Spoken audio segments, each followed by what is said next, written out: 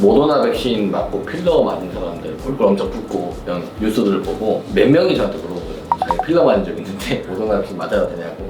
임상실험에서 데이터가 한 3, 4만 건 중에 한 3, 4건이나 아주 드문 부작용이고, 기전은 잘 정확히 알려져 있지 않은데 mRNA 백신의 알러지 반응이 필러 맞은 부위로 좀 나타나는 것이 아니냐는 얘기가 좀 있는데, 미국의 케이스 보고됐던 케이스도 한 3일 정도 지나니까 다 가라앉았고, 그건 전혀 생명保시장이었고 무조건 맞았다고 생기는 부작용도 아니기 때문에, 이거에 대한 부작용 때문에 필러 맞으신 분들이 모더나 백신 안 맞고 화이자나 다른 백신을 맞는 거는 조금 국가에서도 힘들다고 하니까 최대한 빨리 맞을 수 있는 백신을 선택해서 맞는 게 좋겠어요.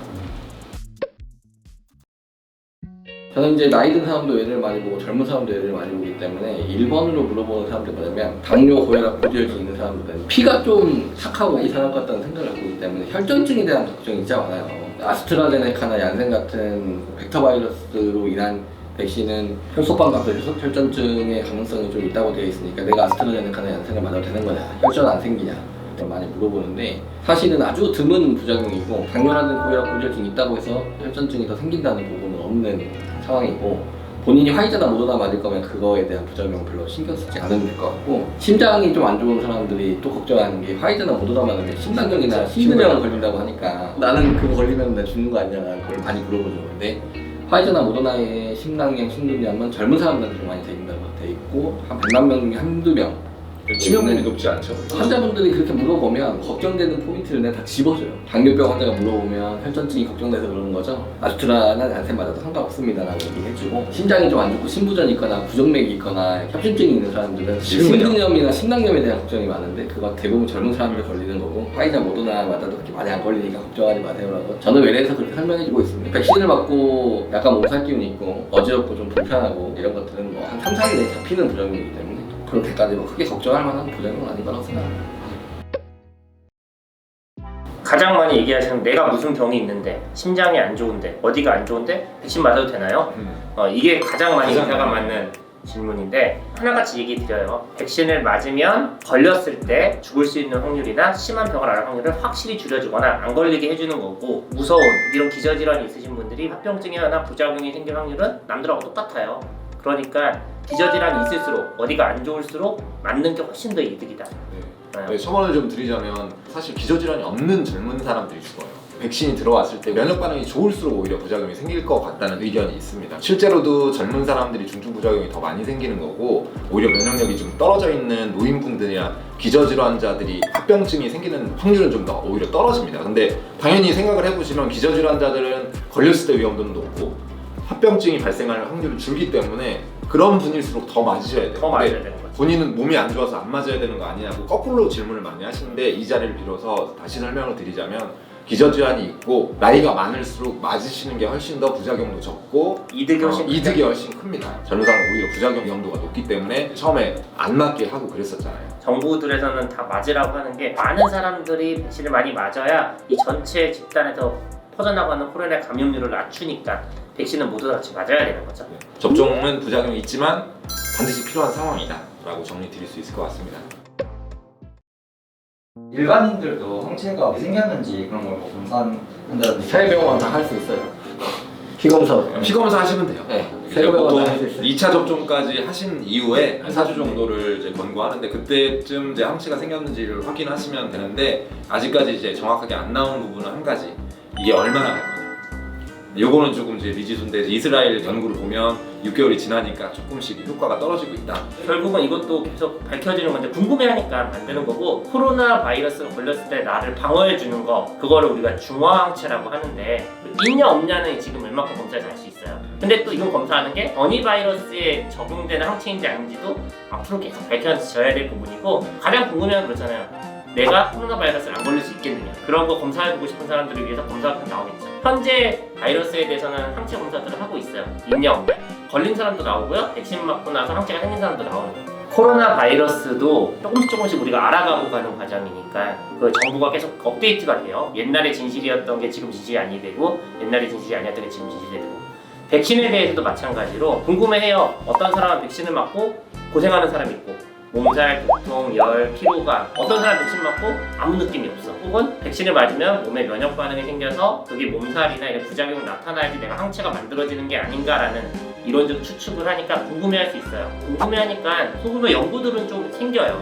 최근에도 있었던 우리나라에서 한 연구도 있더라고요. 백신을 맞은 사람들을 이제 모아서 백신 맞고 부작용이 없는 사람, 조금 있는 사람, 많이 있는 사람 이렇게 해놓고 항체 생성률을 보는 거예요. 이게 진짜 있는지.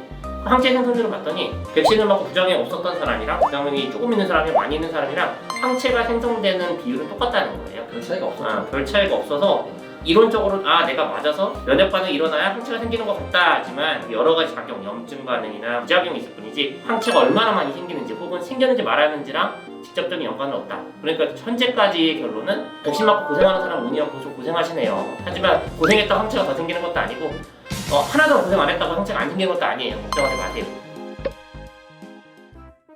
제일 처음에는 백신을 맞고 난 다음에 비스테로이드성 진통소염제나 스테로이드 같은 거를 몸살 예방이나 몸살 치료를 위해서 먹으면 효과가 좀 떨어지지 않겠냐 해서 타이레놀을 먹었던 건데 타이레놀은 그렇게 크게 신경 안 써도 될 것 같아요. 몸살이 엄청 심하신 분들이 있거든요. 그런 분들은 굳이 주저하지 않고 그런 소염제를 복용하셔도 될 것 같습니다. 타이레놀이 가장 백신의 효과에 이론적으로도 영향을 안 미칠 거다. 기타 다른 소염제라든 것들은 이론상 좀 영향을 미칠 것 같은데 아직은 모르니까 타이레놀 드시는 게 좋습니다. 고생하지 마세요. 백신의 효과 영향을 주지 않습니다. 접종하고 드셨습니까? 저는 난 먹었지. 나 스테로이드 내가 백신 맞고 진짜 고생을 많이 했거든. 나 얼마나 그런 것 같으냐면은 백신을 맞고 다 타이레놀 먹어야 되는 거 아는데 사람들 미리 먹기도 하잖아. 아플까 봐. 난 아플 거를 알고 있는데 저기 부엌에다 타이레놀이 있었어. 저녁에. 근데 잘 때까지 안 아파서 그냥 안 먹고 잤다가 밤새도록 아픈데 못 일어나겠는 거야. 저기 약이 있는데 저기 나가면 약이 있는데 밤새도록 아픈 거야. 몸살 있고 들나고 아스트라 맞고? 아스트라 맞고 너무 고생을 하는데 아침에 겨우 일어나서 약을 먹었지. 나는 뭐 되게 심하니까 또 센 틴터들을 먹었는데 또 몸이 너무 아팠으니까 과용량 복용을 한 거야. 그때부터는 구역제가 두통으로도 고생을 하는 약으로 하루 종일 또 고생을 하는 거야. 아니 우리 병원 같은 경우는 이제 어떻게 우연히 직원들 항체 검사를 해줄 수 있는 기회가 있어서 삼성병원 연구를 좀 믿고 전 직원이 이제 맞는 사람들 다 스테로이드를 먹였어요 하루 전부터. 그리고 검사를 했더니 항체가 다 100% 잘 생겼어요. 그래서 생각보다 영향을 안 미치는 거예요. 솔직히 그 어차피 스테로이드 용량에 따라 달라지겠지. 잘은 됐네. 네, 잘 돼서 고생한 사람이 다 거의 없었어요. 아스트라 네, 1, 2차 고생한 사람이 거의 없었어요. 1, 2차 다 아스트라.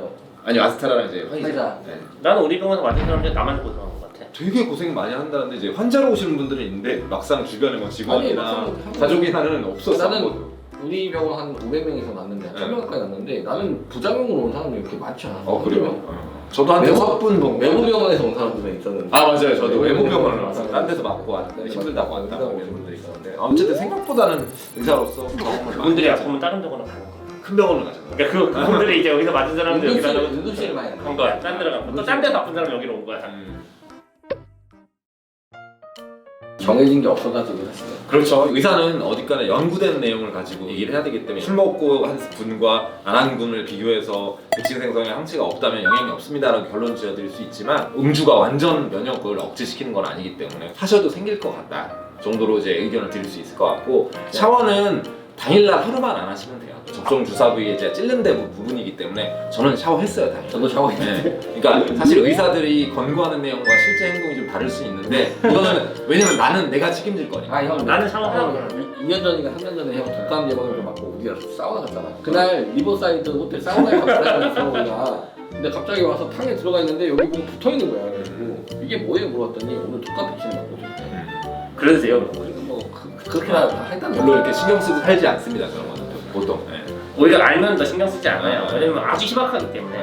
다들 그러고 살아요. 아니 근데 이제 의사는 환자한테 얘기했던 내가 책임져줘야 되니까 조심스럽게 하는 거고 내 몸이라고 하면 저는 별로 신경 안 씁니다. 술이나 이런 거 할 때 나는 항체는 이런 얘기 안 해. 샤워는 해도 되고 사우나 탕엔 들어가지 마세요. 그리고 술은 마시지 말라는 이유가 술 먹으면은 아픈데 붓고 염증 생기는 건 당연히 과학적으로 알려져 있고 당연히 백신 맞고 여기 붓고 아프잖아. 그럼 술 먹으면 더 붓고 아프겠지. 그렇죠. 그럴 수가 있으니까 확률이 진짜 조금 올라가겠죠. 네. 근데 그건 본인이 책임지는 거. 그 다음날부터는 뭐 크게 문제는 없겠지만 안 먹을 수 있으면 안 먹는 게 낫죠. 몸이 좀 이상한 거 같다 그러면 당연히 그건 안 드실 것 같고 그렇죠? 샤워는 하지 말라고 그랬죠. 샤워는 다 하라 그랬습니다. 샤워 정도는 사실 상관없어요. 샤워하라고 탕에 안 들어가는 거지.